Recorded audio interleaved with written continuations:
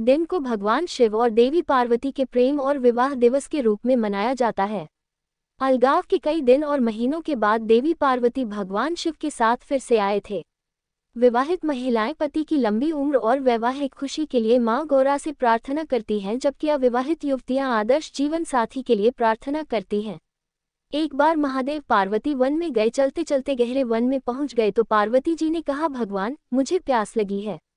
महादेव ने कहा, देवी देखो उस तरफ पक्षी उड़ रहे हैं, वहां जरूर पानी होगा। पार्वती जी वहां गई। वहां एक नदी बह रही थी। पार्वती ने पानी की अंजुली भरी तो दूब का गुच्छा आया, और दूसरी बार अंजुली भरी तो टेसू के फूल, तीसरी बार अंजलि भरने पर ढोकला नामक फल आया। इस बात से पार्वती जी के मन में कई तरह के विचार उठे, पर उनकी समझ में कुछ नहीं आया। महादेव जी ने बताया कि आज चैत्र माह की तीज है। सारी महिलाएं अपने सुहाग के लिए गौरी उत्सव करती हैं। गौरी जी को चढ़ाए हुए दूब, फूल और अन्य सामग्री नदी में बहकर आ रहे हैं। पार्वती जी ने महादेव जी से विनती की कि हे स्वामी, 2 दिन के लिए आप मेरे माता पिता का नगर बनवा दें, जिससे सारी स्त्रियां यहीं आकर गंगौरी के व्रत उत्सव को करें और मैं खुद ही उनको सुहाग बढ़ाने वाला आशीर्वाद दूं। महादेव जी ने अपनी शक्ति से ऐसा ही किया। थोड़ी देर में स्त्रियों का झुंड आया तो पार्वती जी को चिंता हुई और महादेव जी के पास जाकर कहने लगी, प्रभु मैं तो पहले ही वरदान दे चुकी, अब आप दया करके इन स्त्रियों को अपनी तरफ से सौभाग्य का वरदान दे। पार्वती के कहने से महादेव जी ने उन्हें सौभाग्य का वरदान दिया। गंगौर कथा के अनुसार एक बार भगवान शिव, पार्वती माता और नारद जी साथ में भ्रमण के लिए निकले और चैत्र शुक्ल तृतीया के दिन एक गांव पहुंचे।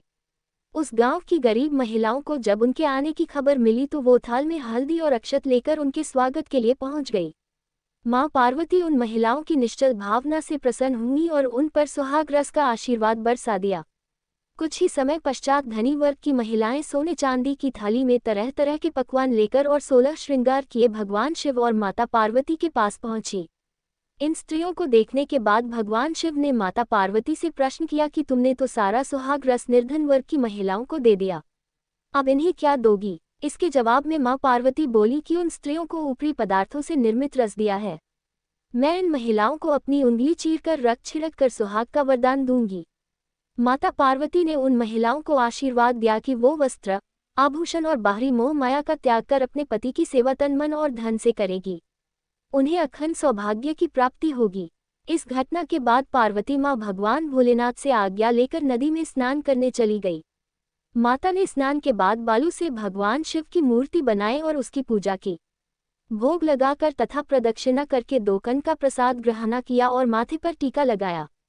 उस पार्थिव लिंग से शिवजी स्वयं प्रकट हुए और उन्होंने माता पार्वती को वरदान दिया कि आज के दिन जो महिला मेरा पूजन करेगी और तुम्हारा व्रत करेगी उसका जीवन साथी चिरंजीवी रहेगा और मोक्ष की प्राप्ति होगी।